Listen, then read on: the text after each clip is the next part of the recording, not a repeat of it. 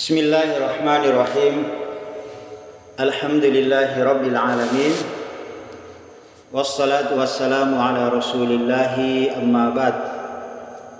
Alhamdulillah ikhwan sekalian.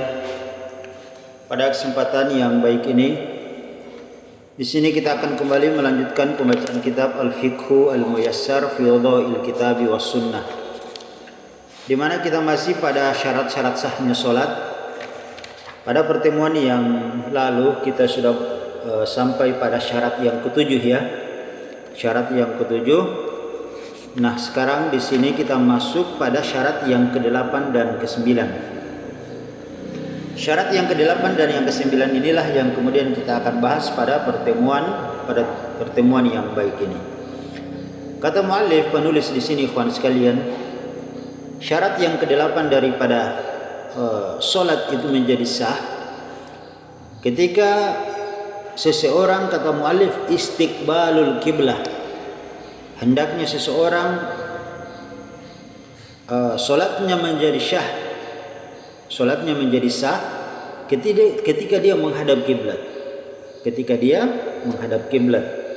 Maka sehingga kalau ada seseorang kemudian dia solat sengaja dia tidak menghadap kiblat, memalingkan wajahnya selain ke arah kiblat, maka solat yang dikerjakan itu menjadi tidak sah, tidak diterima oleh Allah Subhanahu wa taala sampai dia kembali menghadap kiblat. Nah, bagaimana kemudian kalau kita tidak langsung melihat kiblat itu? Kita tidak langsung melihat kiblat. Nah, maka dalam kondisi seperti ini kata Nabi sallallahu alaihi wasallam, bainal masyriqi wal maghrib kiblah. Antara timur dan barat itulah kiblat. Maksudnya di sini ikhwan sekalian, ini berlaku bagi ahlul Madinah, penduduk Madinah. Karena di kota Madinah itu mereka kalau melaksanakan sholat maka mereka menuju arah selatan, menuju arah selatan. Karena untuk kota Madinah arah kiblat mereka adalah arah selatan. Berbeda kita dengan Indonesia ini ikhwan sekalian. Kita Indonesia arah kiblat kita adalah arah barat. Ya, arah barat. Nah, sekarang ini banyak aplikasi-aplikasi yang memudahkan kita mungkin tidak langsung bisa melihat Ka'bah, tapi ada aplikasi-aplikasi yang bisa digunakan saat ini di handphone banyak ya, aplikasi yang menunjukkan daripada arah kiblat. Ataupun misalnya kalau kita tidak menggunakan aplikasi, tinggal kita melihat di mana arah matahari itu terbenam, maka itulah daripada arah kiblat. Ini ya ikhwan sekalian. Ma'al qudrah, selama dia mampu ya, selama dia mampu. Karena ikhwan sekalian, ada orang dalam kondisi-kondisi tertentu meskipun dia sholat tidak menghadap kiblat, sholatnya tetap sah. Misalnya ada seseorang dalam kondisi dia sakit ya, dia tidak lagi mampu menggerakkan badannya dan tidak ada orang yang membantu dia untuk menggerakkan badannya ya. Maka dalam kondisi seperti itu, kalau dia mau sholat, maka dia tetap melaksanakan sholat sesuai dengan kondisi dan keadaan dia.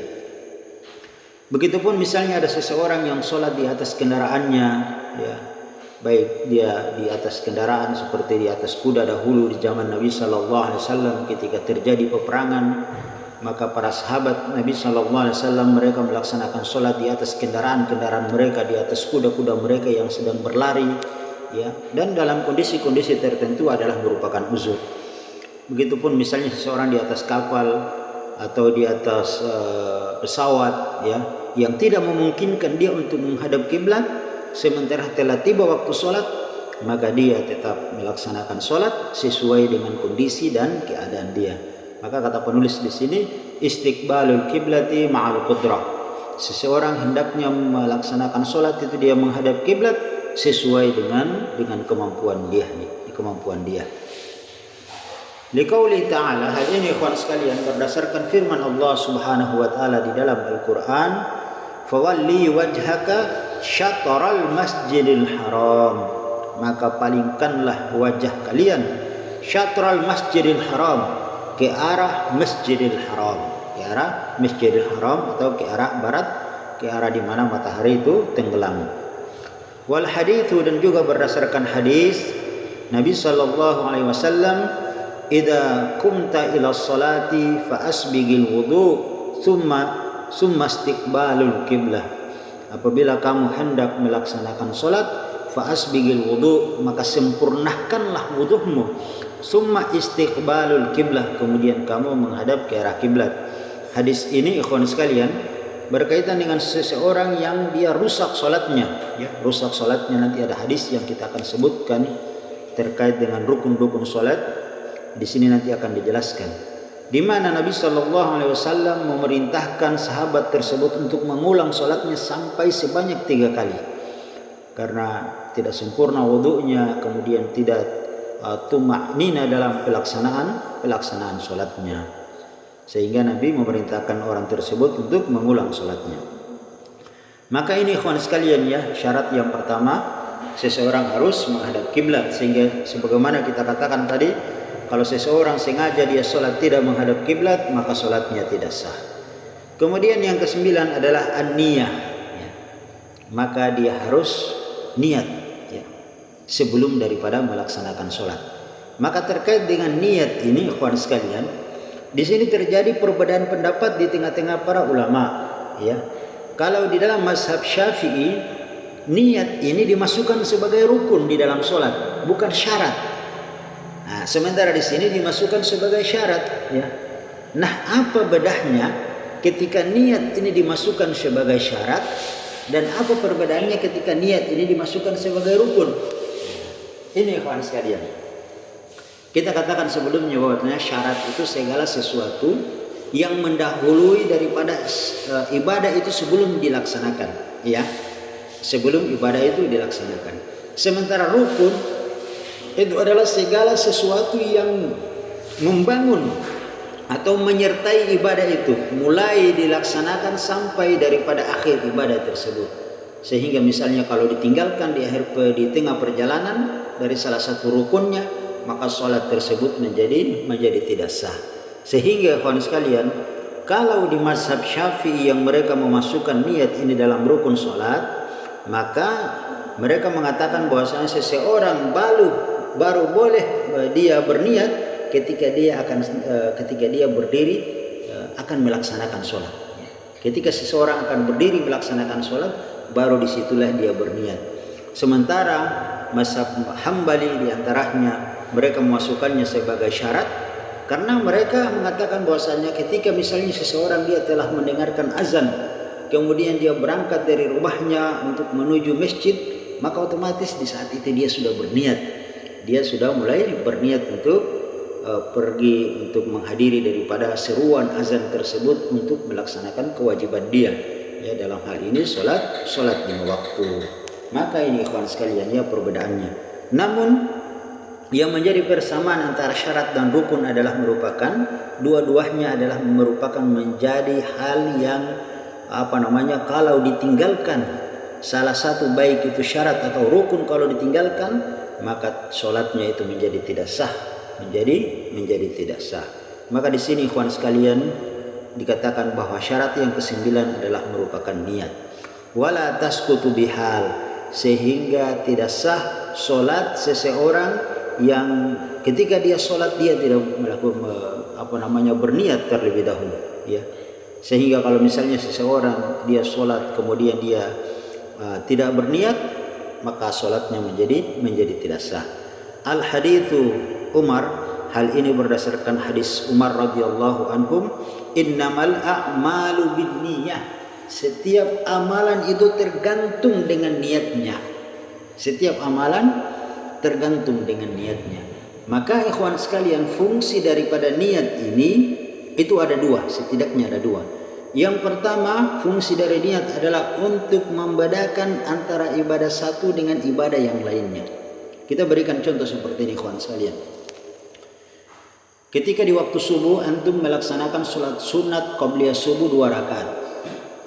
Dengan melaksanakan sholat subuh 2 rakaat, di manakah yang membedakan bahwa ini adalah merupakan sholat sunnah dan ini adalah merupakan sholat subuhnya, sholat wajibnya?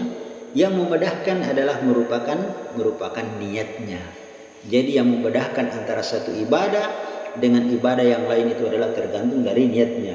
Begitupun ketika seorang melaksanakan puasa, mana disebut dengan puasa sunnah, mana yang dia sedang mengerjakan puasa wajib, ya. Maka yang membedakan di antara kedua adalah merupakan niatnya. Kemudian niat juga ini fungsinya adalah yang kedua untuk membedahkan satu kebiasaan dengan ibadah, ya. Misalnya kita berikan contoh seperti ini.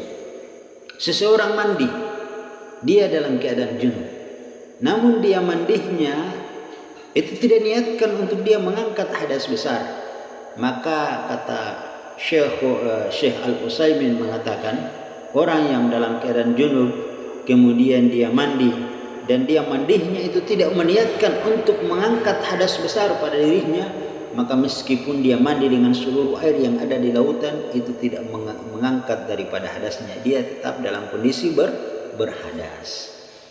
Dan di dalam mazhab Syafi'i mengatakan bahwasanya seseorang ketika dia selama seseorang dia sudah berniat untuk mandi janabah, meskipun dengan satu kali hanya dia mengguyurkan air ke seluruh tubuhnya, ya, dan satu kali guyuran tersebut ke seluruh tubuhnya telah membasahi daripada seluruh kulit, seluruh daripada tubuhnya, air itu meresap ke seluruh tubuhnya, maka telah sah daripada mandi wajibnya, telah terangkatlah dari hadas besar. Jadi ini ikhwan sekalian, begitupun terkait dengan adat-adat dan kebiasaan yang lainnya, seperti misalnya seseorang mencari nafkah. Kalau dia mencari nafkah, dia niatkan untuk ibadah kepada Allah Subhanahu wa taala, maka dia dapat pahala. Namun kalau dia hanya sekedar bekerja tanpa ada niat untuk dia mencari rezeki dan rahmat Allah Subhanahu wa taala, dia niatkan sebagai kewajiban dia dalam memberikan nafkah kepada anak dan istrinya, kepada keluarganya, dia niatkan kepada Allah Subhanahu wa taala. Kalau dia tidak niatkan, maka tidak dapatkan pahala sama sekali. Mungkin dia dapatkan daripada apa yang dia cari, namun dia tidak mendapatkan pahala, dia kehilangan pahala darinya. Dan hal-hal yang seperti ini kawan sekalian sungguh sangat disayangkan, ya. Maka hendaknya seluruh aktivitas yang kita kerjakan di kehidupan dunia ini, terkadang meskipun kita pandang itu sebagai sesuatu hal yang mubah, yang biasa, yang terjadi adat kebiasaan, namun bagi orang-orang yang beriman ketika dia niatkan itu semua itu karena Allah Subhanahu wa taala, maka dia akan dapatkan pahala dan kebaikan di sana. Maka kata hadis Nabi sallallahu alaihi wasallam sebagaimana yang diriwayatkan dari sahabat Umar radhiyallahu anhu di sini mengatakan, innamal a'malu binniyah. Setiap amalan itu tergantung niatnya. Ini ya ikhwan sekalian. Wa mahalluha qalbun, dan niat itu tempatnya di hati. Wa mahalluha qalbun, niat itu adalah merupakan pekerjaan hati. Wa haqiqatuha al-azmu ala syai'in, dan hakikat niat itu adalah merupakan azam, ya, kekuatan hati untuk melakukan sesuatu, ya, kekuatan hati untuk melakukan sesuatu atau tekad untuk melakukan sesuatu. Jika jadi ketika seseorang telah ingin melaksanakan sesuatu, maka sesungguhnya itulah niat, ya. Kalau sesuatu itu terbetik di dalam hatinya, wala yusyri'u talaffazu biha, sehingga tidak disyariatkan seseorang melafazkan niat, ya. Perhatikan ikhwan sekalian, wa mahalluha qalbun, niat itu pekerjaan hati, bukan pekerjaan lisan. Wa haqiqatu azmu ala syai', jadi pada hakikatnya adalah merupakan keinginan hati yang sangat kuat untuk melakukan sesuatu tersebut, sehingga kalau dia sudah memiliki kekuatan hati untuk melakukan hal tersebut, itulah yang disebut dengan niat. Wala yusyri'u talaffazu biha, dan tidak disyariatkan seseorang melafazkan niat, ya. Jadi seluruh ulama sepakat, baik mazhab Hanafi, Syafi'i, Maliki, Hambali, dan seluruh ulama sepakat bahwasanya niat itu adalah tempatnya di hati, ya, pekerjaan hati. Nah, bagaimana terkait dengan melafazkan niat? Misalnya yang masyhur dulu kita kenal seperti seseorang ingin melaksanakan sholat maghrib, kemudian dia berniat, usolli fardhal maghrib thalatha raka'atain mustaqbil al-qiblat adaan imaman au ma'muman lillahi ta'ala. Saya berniat melaksanakan sholat maghrib salat rakaatain, 3 rakaat karena Allah Subhanahu wa ta'ala, ya, sebagai seorang makmum atau sebagai seorang imam. Bagaimana hukum melafazkan niat seperti ini, ya? Maka melafazkan niat yang seperti ini, kata mazhab Hanafi, kata mazhab Maliki dan Hambali mengatakan ghairu masyru', semua itu tidak disyariatkan melafazkan niat, ya. Sehingga kalau dia tidak disyariatkan adalah sesuatu yang bid'ah, diadakan, tidak ada contoh tuntunannya dari Nabi sallallahu alaihi wasallam. Dan memang, ya, betapa banyak ikhwan sekalian hadis-hadis yang datang menjelaskan terkait dengan solat, ya. Seluruh solat telah dijelaskan oleh Nabi sallallahu alaihi wasallam. Bahkan Nabi mengatakan sallu kama ra'aitumuni usolli, solatlah kalian sebagaimana kalian melihat aku solat.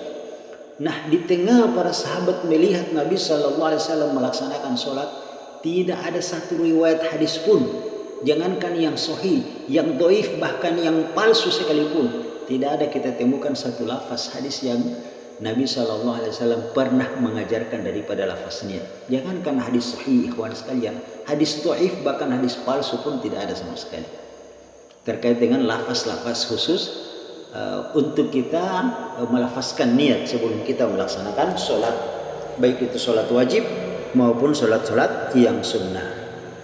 Ini ya ikhwan sekalian. Adapun mazhab Syafi'i, mereka mengatakan bahwasanya melafazkan niat itu adalah mustahab. Dia adalah mustahab, dianjurkan, ya. Dia mubah, ya, boleh. Ya, bahkan dimustahabkan, disyariatkan, sangat dianjurkan. Kepada siapa? Bagi orang yang ragu, ya. Namun perhatikan, mazhab Syafi'i pun mereka mengatakan melafazkan niat itu sangat dianjurkan bagi orang yang ragu. Jadi tujuan mereka untuk melafazkan niat itu hanya sekedar untuk menguatkan apa yang ada dalam hati. Jadi niat yang dilafazkan di lisan itu hanya niat pelengkap, ya. Itu hanya niat pelengkap, bukan niat yang sesungguhnya. Itu hanya pelengkap saja untuk menguatkan apa yang ada di dalam hati.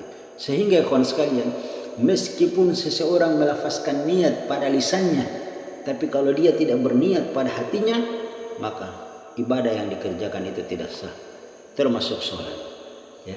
Kita ulangi, meskipun seseorang dia melafazkan usolli fardal maghribi salasa raka'atin mustaqbilal kiblat adaan dan seterusnya, dia lafazkan di lisannya, namun hatinya dia tidak berniat untuk melaksanakan sholat maghrib, maka sholatnya tidak sah, karena niat adalah pekerjaan hati. Dan sebaliknya, meskipun seseorang dia tidak melafazkan pada lisannya, namun dia telah berazam di dalam hatinya untuk melaksanakan ibadah tersebut, maka sholatnya menjadi syah. Ini ya ikhwan sekalian. Jadi dikatakan bahwasanya wa mahalluha qalbun, niat itu pekerjaan hati, wa haqiqatuha al-azmu ala syai'in, dia adalah merupakan tekad di dalam hati, wala yashru talaffuz biha, tidak disyariatkan melafazkan niat. Lianna Nabi sallallahu alaihi wasallam, sebab Nabi sallallahu alaihi wasallam yang lam yatalaffazu biha, tidak pernah melafazkan niat, ya. Walam yarid an ahadin min ashabi fa'ala dzalik, dan tidak didapatkan sepenggal riwayat pun dari para sahabat Nabi sallallahu alaihi wasallam lafaz-lafaz khusus terkait dengan melafazkan niat di dalam salat, fa'ala dzalik, dan mereka tidak pernah melakukan hal yang demikian. Maka ikhwan sekalian, kita mencukupkan diri dengan sunnah Nabi sallallahu alaihi wasallam. Apa yang telah datang dari Nabi sallallahu alaihi wasallam, itulah yang kita lakukan tanpa kita menambah dan tanpa kita mengurangi apa yang telah menjadi tuntunan Nabi sallallahu alaihi wasallam terkait dengan tata cara dalam pelaksanaan salat ini. Maka ini kawan sekalian, ya, 9 daripada syarat-syarat diterimanya daripada salat, ya. Alhamdulillah kita selesaikan 9 poin, dan insyaallah pada pertemuan yang akan datang kita akan membahas al-masalah ar-rabi'ah, permasalahan yang keempat, yaitu fi arkaniha, terkait dengan rukun-rukun salat, ya, rukun-rukun salat. Jadi sudah kita katakan bahwa syarat dan rukun itu adalah menjadi hal yang sangat terpenting, sehingga kalau syaratnya hilang, salah satunya dari 9 syarat ini kalau tidak terpenuhi salah satunya, maka salatnya menjadi tidak sah. Begitupun dengan rukun, Jika salah satu rukun itu tidak terpenuhi di dalam salat yang kita kerjakan, maka salat yang kita kerjakan tersebut tidak sah. Namun tentunya ada perbedaan antara syarat dan rukun. Insyaallah kita akan jelaskan pada pertemuan yang akan datang. Subhanakallahumma wa bihamdika asyhadu an la ilaha illa anta astaghfiruka wa atubu ilaik. Assalamualaikum warahmatullahi wabarakatuh.